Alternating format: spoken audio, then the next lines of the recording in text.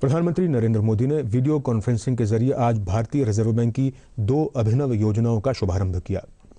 भारतीय reserve bank की खुदरा प्रत्यक्ष योजना और रिजर्व बैंक की एकीकृत लोकपाल योजना का उद्देश्य सरकारी प्रतिभूति बाजार में खुदरा निवेशकों की पहुंच बढ़ाना है। इस अवसर पर प्रधानमंत्री ने कहा कि आरबीआई की इस पहल से निवेशकों के मार्केट में विस्तार होगा और छोटे निवेशकों को सुरक्षित निवेश का मौका मिलेगा।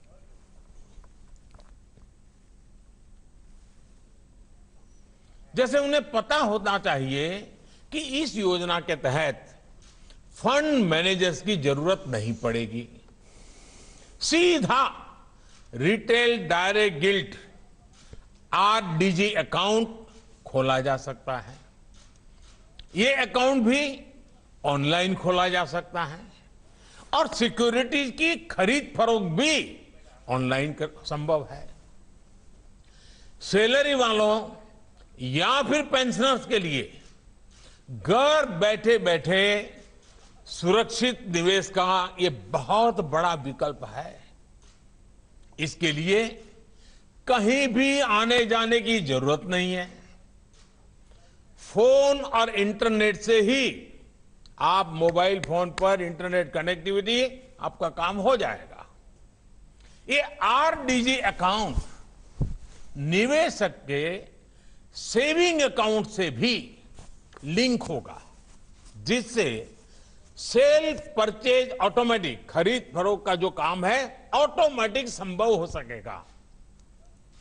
आप कल्पना कर सकते हैं लोगों को इससे कितनी आसानी होगी।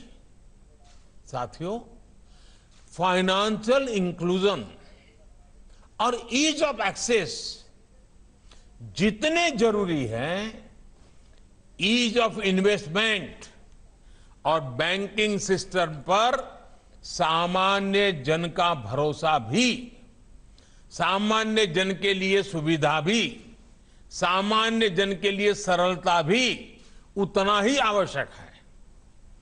एक मजबूत बैंकिंग सिस्टम मजबूत होती अर्थव्यवस्था के लिए बहुत जरूरी है।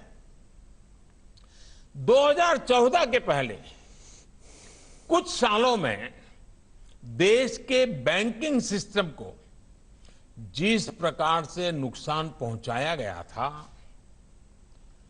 आज हर किसी को पता है कि कैसी स्थितियां पैदा हो गई थी, क्या कुछ नहीं हुआ था।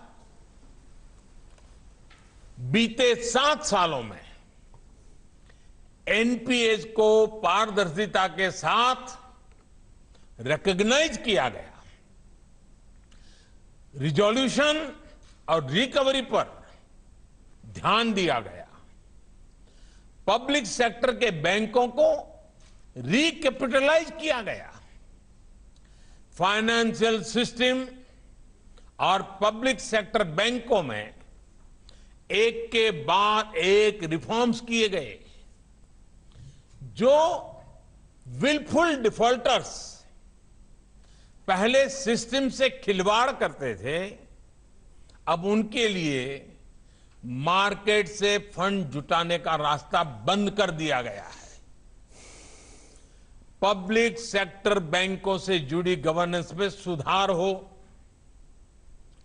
डिसीजन मेकिंग, ट्रांसफर पोस्टिंग से जुड़ी आजादी हो, छोटे बैंकों को मर्ज कर बड़े बैंकों का निर्माण हो, या फिर national asset reconstruction company limited की स्थापना हो, इन सभी कदमों में आज बैंकिंग सेक्टर में नया विश्वास, नई ऊर्जा लौट रही है।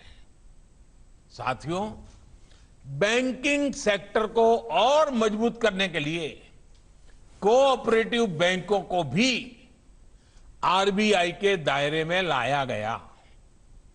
इससे इन बैंकों की गवर्नेंस में भी सुधार आ रहा है और जो लाखों डिपॉजिटर्स हैं, उनके भीतर भी इस सिस्टम के प्रति विश्वास मजबूत हो रहा है।